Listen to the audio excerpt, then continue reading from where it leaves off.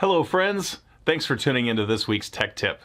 Hey, if you were like me, until recently, you have been thinking off and on when you go on trips or whatever that you're like, what would happen to the rest of my family if something unfortunate happened to me today? I'm gonna get on a plane and boy, do they know where things are at.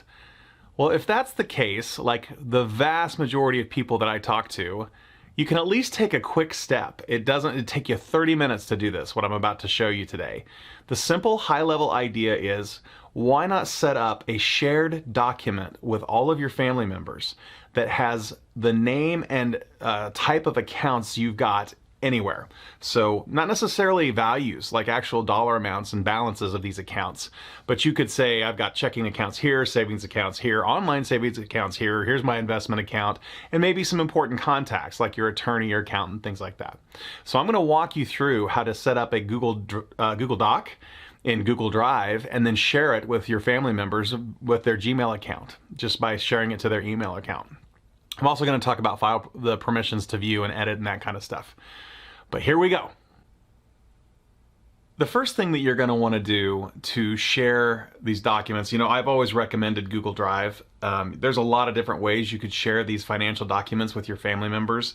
You could use Dropbox, you could use Box.net, Google Drive, you could use Office, Microsoft Office if you have online Microsoft Office accounts. But what I've found is one of the most universal answers for this is to use Google Drive, because just about everybody has a Gmail account. And if not, they're free to grab one. Also, you don't even have to have a Gmail account, I don't think, to be able to view only a document in Google Drive. So the first thing that you're going to want to do is go to Drive, which if you're in Gmail, you'll click your little Google Apps thing right here. And one of the things in here is Drive. And then you'll want to create a folder in Drive, whatever you want to call it. For this video, I created one called _temp. And then what you're going to want to do is create a new file. So we're going to do a Google Doc. Click. And by doing that, this is going to be Terry Family Financial Info, right? Give it a title. Let me zoom out on this so you can see more what's going on. So I gave it a title and I hit enter. So I changed the title of this Google Doc, and just come in here and start putting the things in that matter. So, attorney name, financial planner name, accountant name. And then you're going to want to start going through checking accounts and savings accounts and just all the things, investment accounts.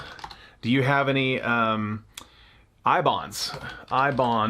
accounts through treasurydirect.gov? And once you get all of this stuff set up and put all this information, I don't put dollar amounts on any of these. It's just, hey, we have a checking account at whatever bank, and hey, we have a savings account at this bank, and an online savings account with this organization, and all those things, so that if something were to happen to you, they know where to at least go, because they can contact, let's say it's Capital Federal or whatever, that's a bank here in Kansas City.